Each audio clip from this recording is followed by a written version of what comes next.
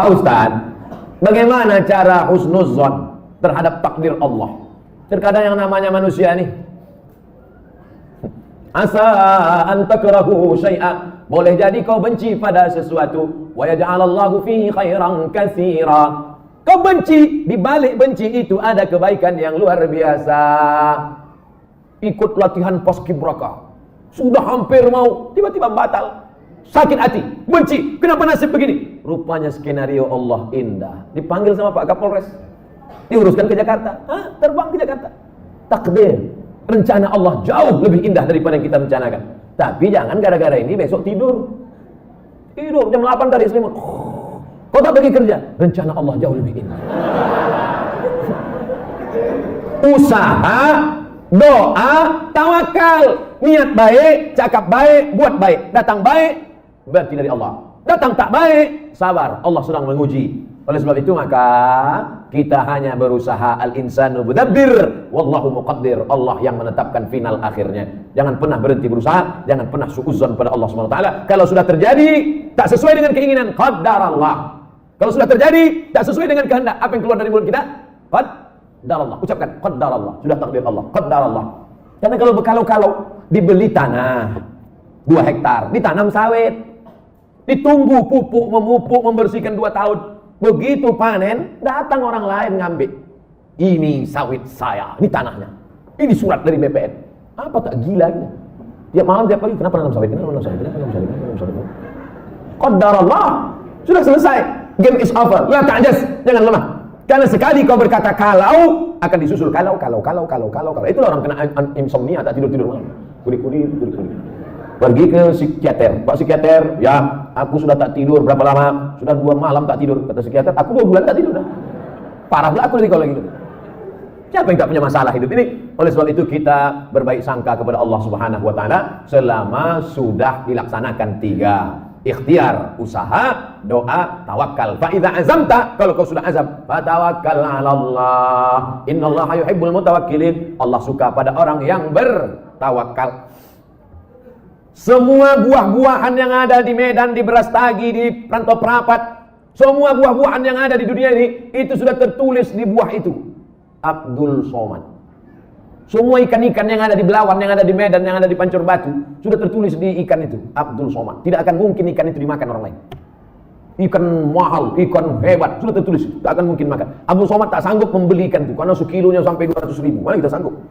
Seonnya 200.000, ikan mahal. Itu kalau dimakan tamu, menetes air mata kita. Tapi mahal. Tapi karena sudah tertulis punya Abdul Somad, kalau rezeki takkan kemana. Dituliskan Allah SWT. Siapa membelikan itu? Bini gubernur. Belanja pagi-pagi. Orang kaya belanja kan nunjuknya pakai kelingking aja. Berapa? Nah, dimasak. Selesai dimasak, tentu makan pakai meja yang bisa berputar tuh. Kalau berkumpul lah di situ, Kapolda, Danrem, Gubernur, siapa yang Ustadz? Siapa yang makan duluan? Ustadz lah. Mungkin orang itu makan duluan. Masih ada. Silakan Ustadz. Saya doa lah duluan di situ. Tidak ada nama situ, Abdul Somad.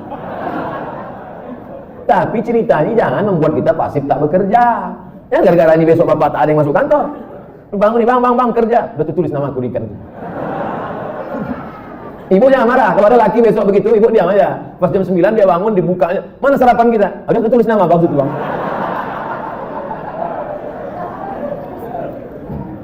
Orang yang pakai akal itu pakai akal juga kita balasnya. Tak main ayat hadis sama dia.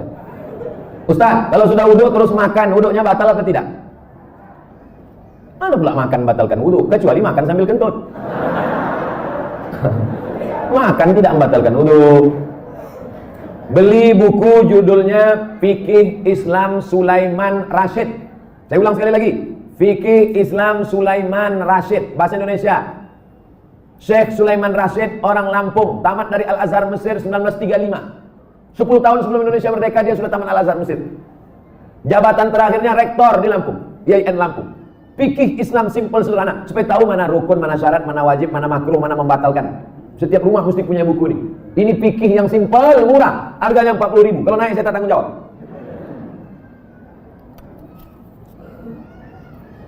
Ustaz, apa pahala sholat 2 hari raya?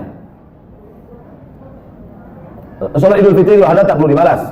Sholat Idul Fitri, Idul Adha tidak perlu disebutkan dalil-dalilnya, tak perlu dimotivasi. Karena yang tak sembahyang pun sembahyang. Yang perlu dikasih motivasi itu sholat subuh. Lau ya'lamuna ma fil atamati was subhi. Seandainya mereka tahu pahala sholat isya berjamaah dan subuh berjamaah, la atauhuma abwan, mereka akan datang walaupun merangkak. Saking beratnya sholat isya sama sholat subuh.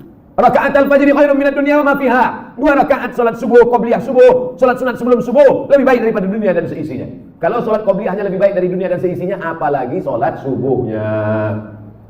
Adapun salat Idul Fitri, Idul Adha, maka Nabi memerintahkan perempuan, maaf cakap yang sedang haid, perempuan yang haid tetap datang keluar rumah bukan untuk salat tapi mendengarkan khutbah. Salatnya biasa aja, mendengarkan khutbahnya. Dengarkan khutbah. Ini banyak orang sholat Id, begitu khotib naik ke atas mimbar, Allahu Akbar, Allahu Akbar, Allahu Akbar. Nah, dia mulailah megang telekung kawan. Kau beli di mana? Di Sukaramaya apa di Olimpia? Ustaz, kalau bercadar bagi perempuan wajib apa tidak? Ada namanya Syekh Twigri, tempatnya di Riyadh, Saudi Arabia. Kata dia cadar itu wajib. Syekh Twigri mengatakan cadar wajib. Syekh Albani mengatakan cadar tak wajib. Sesama ulama Salafi pun, jangankan yang mazhab Syafi'i, tak sepakat tentang cadar wajib. Adapun ulama-ulama Al-Azhar Mesir mayoritas mengatakan cadar tak wajib. Tapi kalau bercadar bagus, apalagi anak-anak gadis yang putih bening cantik, kalau minum kopi nampak mengalir sini. Nah, itu bagus dia bercadar. Kalau sampailah anak gadis cantik tak bercadar di Medan ini, tabrakanlah supir-supir sudaku kocan. Habis. Nah, jadi bagus, makanya yang bercadar jangan diejek. Kenapa kalau ada orang bercadar diejek? Kenapa kalau ada orang bercadar diolok-olok? Tapi kalau perempuan berok pendek diam, berarti setan. Yang bercadar bagus, silakan. Yang tak bercadar tak apa-apa. Jangan antara yang bercadar dengan bercadar saling ejek mengejek. Kalau kalian yang bercadar mengejek yang tak bercadar, yang tak bercadar mengejek yang bercadar, yang ketawa yang tak bercelana. Nah, oleh sebab itu mari kita jaga. Selama dia tak keluar dari Ahlus Sunnah wal Jamaah, maka tak boleh saling caci mencaci, maki memaki. Pandangan dari syariat Islam tentang mewujudkan kemerdekaan yang hakiki. Merdeka kita tidak didikte orang lagi. Dulu kita didikte, ditunjuk-tunjuk kiri oleh Belanda dan Jepang. Belanda sudah pulang, Jepang sudah pulang. Hiroshima, Nagasaki dibom oleh Amerika, pontang-panting Jepang balik. Dan kita sekarang sudah merdeka. Masih ada bangsa yang belum merdeka. Palestina masih dijajah Israel, laknatullah alaihim. Uighur masih dijajah.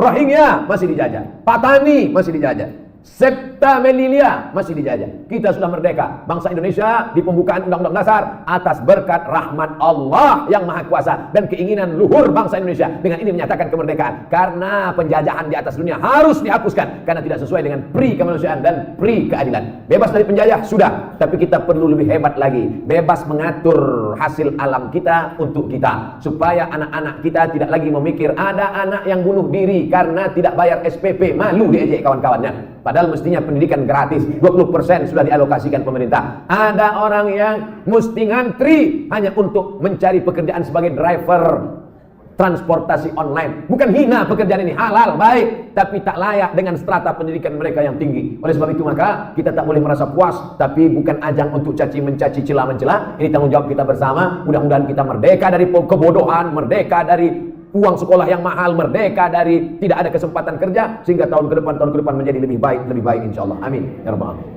Mengisi kemerdekaan itu, peringatan 17 Agustus itu dengan syukur pada Allah, karena kemerdekaan itu rahmat Allah. Ini sekarang banyak orang mensyukuri kemerdekaan, laki dipakainya baju bininya main bola pakai daster.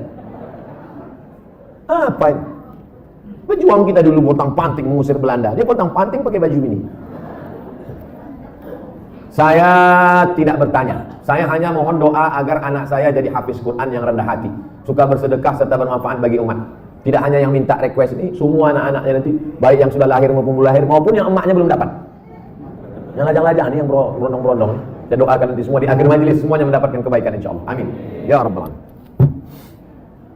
Ringkas saja Pak Ustaz. Saya mohon Ustaz jabarkan tentang Nabi Ibrahim yang walaupun ayahnya kafir, beliau sangat santun terhadap orang tuanya. La illam tantahi Ibrahim, kalau kau tidak berhenti menceramahi aku, kalau kau tak berhenti mengajak aku menyembah Allah, la arjumannaka, aku lempar kau pakai batu sampai mati Ibrahim. Ada ayah orang Medan gini. Rasanya tak ada. Kalau kau tak berhenti menceramahnya aku Ibrahim, la arjumannaka, aku lempar kau pakai batu. Wajurni maliya, pergi kau dari sini. Tinggalkan rumah ini, tinggalkan kampung ini, maliya, untuk waktu yang lama. Usah kau balik-balik lagi. Apa jawaban Ibrahim alaihissalam? Salamun alaika, selamat untuk ayah. Astaghfirulaka rabbi, aku akan mintakan ampun kepada Allah atas dosa-dosamu wahai ayahku. Innahu kana bi hafiya, Allah itu mengabulkan doaku. Kalau anda berbakti pada orang tua, dibalas Allah mendapat anak yang berbakti juga. Apa balasan Allah terhadap budi baik Ibrahim? Dapatnya 2. Kau buat 1, ku balas 2. Ibrahim dapat balasan 2. Lahirlah Ismail dengan dites Ibrahim, dibawanya pisau. Ya bunayya, wahai anakku, inni ara fil manam, aku tengok dalam mimpiku malam tadi, anni azbahuka, aku menyembelih lehermu. Fanzur ma'za tara, apa pendapatmu? Bapak kalau mau ngetes anak bapak sesoleh anak Ibrahim, balik dari sini ambil pisau. Ya bunayya, wahai anakku, anni ara fil manam, aku tengok dalam mimpiku malam tadi, anni azbahuka, aku sembelih lehermu. Fanzur ma'za tara, what is your opinion oh my son? Gila ya katanya. Apa jawab Ismail? Ya abati, wahai ayahku, if'al ma tu'mar, laksanakan apa yang diperintahkan Allah. Satajiduni insyaallah minas sabirin, insyaallah aku menjadi anak yang sabar. Dosa minum khamar boleh jadi di dunia tak dapat, di akhirat dibalas. Dosa sabu-sabu boleh jadi di dunia tak dapat, di akhirat dibalas. Tapi dosa durhaka pada orang tua, dua-dua dapat, di dunia dapat, di akhirat dapat. Waspadalah.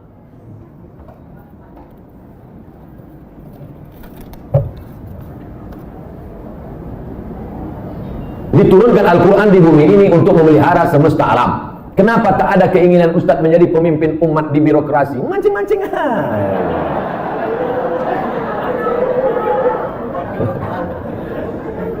Saya ini bukan Ustadz jadi-jadian.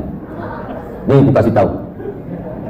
Saya dari kecil memang sudah dipesankan datuk-datuk saya, cucuku yang ini mesti sekolah agama. Cucuku yang satu ini untuk sekolah agama.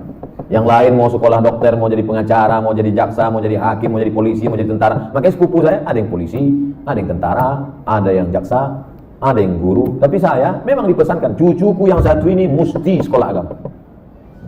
Nah, jadi pilih yang lain-lain. Jangan sakit hati. Banyak lagi yang mantap-mantap, hebat-hebat. Jadi Ustaz, saya sampai mati jadi Ustaz ya. Kalau masih kuat berceramah, ceramah. Tak lagi kuat, ngajar alif. Alif yati alif bawahi leban. Apa tanggapan Ustaz tentang hukum pembuat penjual lukisan? Idza kanat laha dhillun ajma'al ulama ala tahrimiha. Begitu kata Imam Ibnu Hajar Al-Asqalani. Kalau ada bayang-bayangnya, maka sepakat ulama bahwa dia haram. Ada bayang-bayangnya. Laha dhillun, ada bayang-bayangnya. Ambil senter dia. Senter, ada tak bayang-bayangnya? Artinya yang tak boleh itu patung. Dicetak, diukir, dibentuk. Itu pun kalau lengkap dari ujung rambut sampai ujung kaki. Kalau kepalanya aja tak apa-apa, boleh. Ibu di rumah ada patung gajah keramik mahal, lengkap dari belalai sampai ujung kaki. Balik dari sini, potong. Potong. Tinggalkan belalainya di sini. Jangan utuh, haram, tak boleh. Di kamar ada keramik burung merpati sedang bercengkrama, ada lampu di tengah, utuh dari muncung sampai ekor sampai kaki. Potong. Bang, demi Ustaz Somad kita potong. Tinggalkan sedikit. Jangan utuh tak boleh. Haram. Tak masuk malaikat. Malaikat rahmat tak masuk. Apakah setiap muslim bisa menjawab pertanyaan malaikat kubur tentang ketuhanan, kenabian? Jangan dihafal. Ini bukan tes PNS. Ini bukan SNMPTN, seleksi nasional masuk perguruan tinggi negeri. Yusabbitullahu alladhina amanu bil qawli tsabit. Yang dibuat Allah bisa menjawab itu karena istiqamah, berjamaah, beramal soleh. Illal ladzina amanu wa amilus shalihat. Jadi yang dihafal dari sekarang, man rabbuka? Allah. Man nabiyuka? Rasulullah. Man imamuka? Kau tak sembahyang kamu jadi daya. Udah hafal semua kecil sudah. Dia dapat bocoran soal. Ini bukan ini otak-otak ini. Yusabbitullahu alladhina amanu bil qawli tsabit. Yang bisa menjawab itu diistiqomahkan karena dia istiqomah di sini, istiqomah pula dia di sana. Makanya sebelum salam, fil alamin innaka hamidum majid. Cukup. Kalau salam sah, tapi kalau bagus tambah lagi. Allahumma fir lima qaddamtu wa ma akhartu wa ma asrartu wa ma a'lantu wa ma asraftu wa ma anta a'lamu bi minni antal muqaddim wa antal muakhiru. La ilaha illa anta subhanaka inni kuntu minadh dhalimin. Sebelum salam tambah 4 hadis riwayat Muslim. Allahumma inni a'udzubika min adzabi jahannam wa min adzabil qabr wa min fitnatil mahya wal mamat, wa min syarri fitnatil masihid dajjal. Assalamualaikum warahmatullahi. Belum lagi? Ya, ada jawab. Ustaz, Indonesia triliunan rupiah bunganya ke luar negeri. Untungnya untuk biaya pembangunan APBN. Kalau bunga kan haram, apakah rakyat ikut menanggung haramnya Pak Ustaz? Mau nyindir saya nih. Saya kan PNS, dapat gaji berarti dari bunga haram. Kita bekerja, maka kita dituntut dari pekerjaan kita itu saja. Kita tak dituntut dari yang lain. Walaupun Bapak pegawai APBD, APBN, polisi, tentara, guru, PNS, pekerjaan kita itu halal. Bapak polisi lalu lintas yang mengatur dari pagi sampai petang, Bapak yang masalah kriminal mengatur dari pagi sampai petang sampai malam, Bapak yang tentara menjaga kedaulatan negara di perbatasan, Bapak yang anggota Dewan Legislatif memperjuangkan hak rakyat, parlemen bicara tentang hak rakyat di parlemen, maka pekerjaan itu halal, gajinya halal. Bapak, Ibu buka rumah makan nasi lemak, halal apa haram nasi lemak? Oh, banyak yang ragu. Nasi lemak halal. Datang orang membeli nasi lemak, saya beli nasi 5 bungkus. Kita tak perlu tanya sama yang pembeli itu, ini duit kau, ini duit dari mana nih? Tengok muka kau, muka perampok. Tak perlu kita tanya dia dapat duit dari mana, karena yang ditengok bukan kerja dia tapi kerja kita. Kita jual semen itu halal apa? Halal, bukan untuk dimakan. Semen itu halal. Kita jual semen, datang orang beli, koruptor mau bangun rumah, saya mau beli semen, maaf, tidak menerima uang koruptor, cari toko yang lain. Kita yang kita jual nih halal. Begitu juga dengan prinsip pekerjaan kita. Pekerjaan kita halal, maka tidak perlu kita cari-cari tahu duit orang pembeli itu dari mana. Nah, ini tentang masalah prinsip pekerjaan. Mudah-mudahan anak cucu kita mendapatkan pekerjaan yang halal sehingga rezekinya berkah, sehingga dia tak masuk neraka gara-gara itu. Ustaz, kalau sudah wudhu terus makan, wudhunya batal apa tidak? Mana pula makan batalkan wudhu, kecuali makan sambil kentut. Makan tidak membatalkan wudhu. Beli buku judulnya Fikih Islam Sulaiman Rasyid. Saya ulang sekali lagi, Fikih Islam Sulaiman Rasyid, bahasa Indonesia. Syekh Sulaiman Rasyid, orang Lampung, tamat dari Al-Azhar Mesir 1935. 10 tahun sebelum Indonesia merdeka dia sudah tamat Al-Azhar Mesir. Jabatan terakhirnya rektor di Lampung, IAIN Lampung. Fikih Islam simpel sederhana, supaya tahu mana rukun, mana syarat, mana wajib, mana makruh, mana membatalkan. Setiap rumah mesti punya buku ini. Ini fikih yang simpel, murah, harganya 40.000. Kalau naik saya tak tanggung jawab. Ustaz, apa pahala sholat 2 hari raya? Sholat Idul Fitri, Idul Adha tak perlu dibalas. Sholat Idul Fitri, Idul Adha tidak perlu disebutkan dalil-dalilnya, tak perlu dimotivasi. Karena yang tak sembahyang, mana sembahyang? Yang perlu dikasih motivasi itu sholat subuh. Lau ya'lamuna ma fil atamati was subhi. Seandainya mereka tahu pahala salat Isya berjamaah dan subuh berjamaah, la atauhuma abwan, mereka akan datang walaupun merangkak. Saking beratnya salat Isya sama salat subuh. Rakaat al-fajr khairun minad dunya wa ma fiha. 2 rakaat salat subuh qabliyah subuh, salat sunat sebelum subuh lebih baik daripada dunia dan seisinya. Kalau salat qabliyahnya lebih baik dari dunia dan seisinya, apalagi salat subuhnya. Adapun salat Idul Fitri, Idul Adha, maka Nabi memerintahkan perempuan, maaf cakap yang sedang haid, perempuan yang haid tetap datang keluar rumah, bukan untuk sholat tapi mendengarkan khutbah. Sholatnya biasa aja, mendengarkan khutbahnya. Dengarkan khutbah. Ini banyak orang sholat Id, begitu khotib naik ke atas mimbar, Allahu Akbar, Allahu Akbar, Allahu Akbar. Nah, dia mulailah megang telekung kawan. Kau beli di mana? Di Sukaramai apa di Olimpia?